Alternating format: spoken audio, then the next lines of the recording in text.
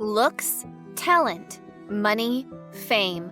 On the surface, Demi Moore seemed to have it all, but her off-camera life, which involved a troubled childhood, messy divorces, and body image issues, was never all that glamorous. Demi Moore's 1991 interview with Vanity Fair featured no shortage of juicy soundbites about her life as a celebrity. However, Moore was also unafraid to discuss the less fortunate side of her personal life, including her fraught relationship with her parents, Virginia and Dan Gwynez. It's not uncommon for children to have a complex connection with their parents, but Moore's relationship with hers is particularly sad. During early years, the family moved often and her parents also struggled with alcohol. As a result, Moore was left feeling displaced. She also felt that her parents' baggage forced her into being the mature one in the family. While describing the situation, Moore told Vanity Fair, "I thought, I can't have a problem because I'll be too much of a burden. I couldn't afford it. They couldn't afford it. Their emotional fragility was beyond them. We have different armors we put on to get our needs met. That was my basic function." Moore's parents ultimately separated when she was 15. Demi Moore's personal life has been turbulent from an early age, and in 2019, she revealed one of the lowest points of this period in her life. In an interview with Diane Sawyer of ABC News, Moore discussed a particularly shocking revelation in her memoir, Inside Out. In the book, she revealed that she was sexually assaulted by a friend of her mother. Moore also alleged that the man said that he paid her mother $500 for permission to do so. In the interview, Moore elaborated on the shocking event, noting that the reality of the situation was likely far more complex, though no less traumatizing. While speaking of her mother's role in the incident, Moore told Diane Sawyer, "I don't think it was a straightforward transaction." Moore then added, "But she still did give him the access and put me in harm's way." Demi Moore had a difficult relationship with her mother while she was growing up, but when the teenage Moore found out that her familial ties weren't what she assumed them to be, her relationship with her mom was strained even further. According to Vanity Fair, when Moore was 13 years old, she found her parents' marriage certificate. While examining the certificate, Moore discovered that they got married after she was already born. Further detective work confirmed what Moore was expecting. Dan wasn't her biological father. Instead, Virginia had married him after already being pregnant with Moore. Virginia had opted to keep this information hidden from her daughter, despite the fact that everyone else in the family knew about it.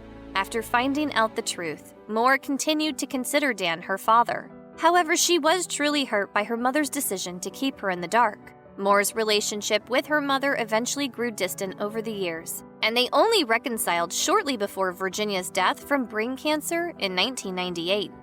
In her 1991 Vanity Fair interview, Demi Moore revealed that she knew early on that her path to stardom wouldn't involve school. In fact, she found the classroom to be quite difficult. Moore's mother shared her aversion to studying, so she remained indifferent when her daughter ended up dropping out of high school when she was 16. When Moore turned her attention to acting, however, she quickly discovered that her school aversion also applied to acting classes. As a result, she ended up quitting those as well, and instead focused her attention on getting acting gigs. I chose what I wanted to do. She told Vanity Fair, "The idea of a class being judged and failing was overwhelming. I would rather fail at getting a job because at least if it worked, it'd be worth something."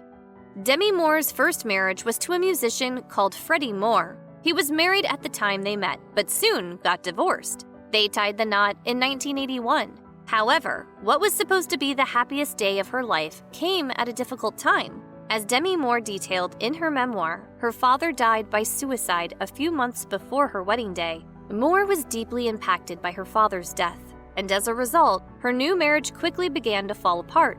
In her memoir, Moore admits to cheating on her husband during this difficult period, writing, "I couldn't get out of the marriage, but I could sabotage it." The actress eventually came clean to her husband, and in 1984, the pair divorced. Moore went on to have a relationship with fellow actor Emilio Estevez, but while the couple made plans to marry, they never materialized. Demi Moore's most famous romantic relationship was her marriage to Bruce Willis.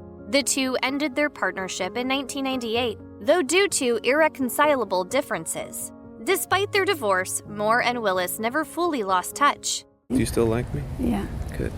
In fact, as Moore discussed during an appearance on Naomi Campbell's No Filter with Naomi, she, along with the children she had with Willis, quarantined with Willis's current family during the COVID-19 pandemic. Moore's third marriage to that 70s show actor Ashton Kutcher would have a different, less coexistent outcome. Moore and Kutcher started dating a few years after she divorced Willis. The pair married in 2005, but once again, the stars didn't align for the happy couple.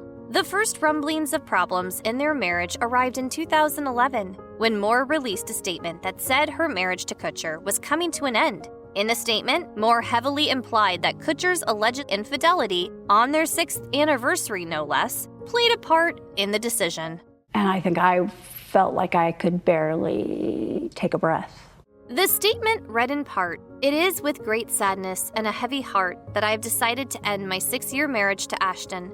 As a woman, a mother, and a wife, there are certain values and vows that I hold sacred, and it is in this spirit that I have chosen to move forward with my life." Despite the announcement's rather permanent-sounding tone, the actual divorce was a lengthy process that took until 2013. In a 2023 interview with Esquire, Kutcher made clear that he's well aware of how badly he handled things. The actor also admitted to being devastated by the crumbling of his marriage, telling Esquire, "Nothing makes you feel like a failure like divorce.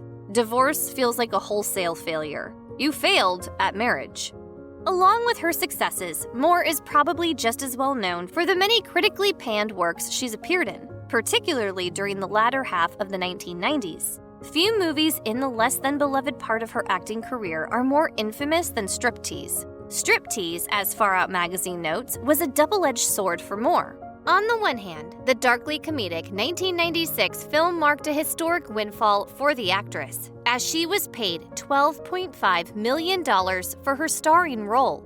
This was unprecedented for a Hollywood actress at the time, and the heftiness of her Striptease paycheck later earned Moore plenty of goodwill as a trailblazer in the industry. However, the movie also earned Moore 2 Razzie Awards and was thoroughly hated by both critics and audiences. The backlash against Striptease and the following 1997 military movie G.I. Jane was nearly fatal for Moore's career. In a 2020 appearance on the podcast The Big Ticket, Moore discussed this unfortunate era, saying, "With Striptease, I stepped into a role that was women's fear, and G.I. Jane was as if it was a challenge to men.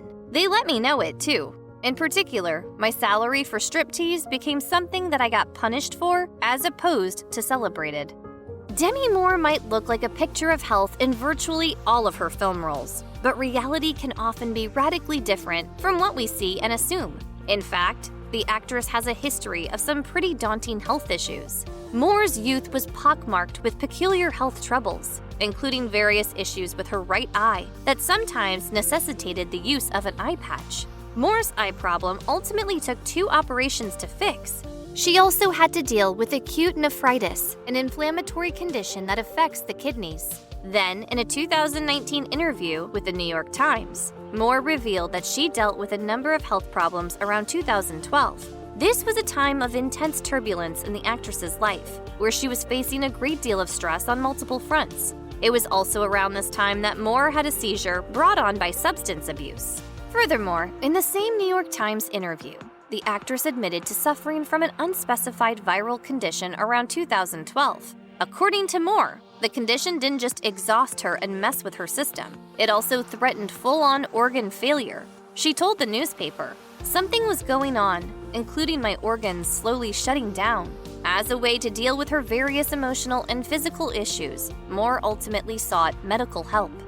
Throughout her life, Demi Moore has struggled with both alcohol and narcotics. As the New York Times revealed in its 2019 profile of the actress, Moore abused both cocaine and alcohol during her youth. It was during times of deep trouble that her old habits would often resurface. As she revealed in her memoir, during her marriage to Ashton Kutcher, Moore suffered a miscarriage. The miscarriage left the actress deeply heartbroken, so she drank heavily and used drugs as a way to cope with the loss. Before long, her drinking and drug use became full-blown addictions. As a result, Moore's children grew alienated from her. However, the actress ultimately swore off drugs and alcohol. Moore's decision to get sober occurred after one of her daughters witnessed her having a seizure that was caused by her use of synthetic cannabis and nitrous oxide. Everyone else was witnessing my body flailing.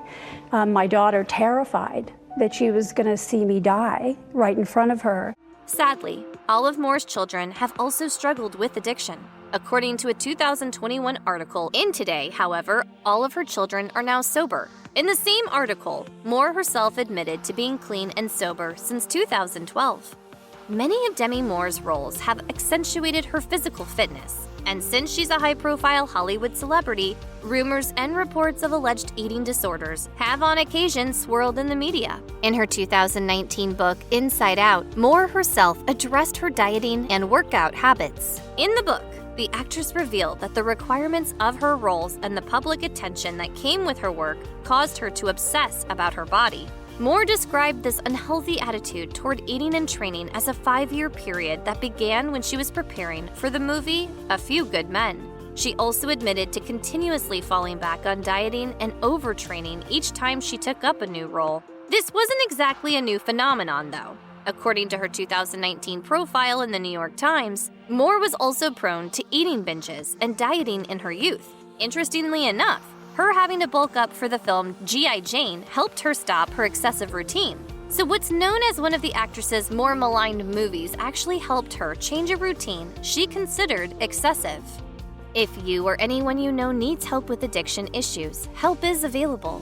Visit the Substance Abuse and Mental Health Services Administration website or contact SAMHSA's National Helpline at 1-800-662-HELP 4357.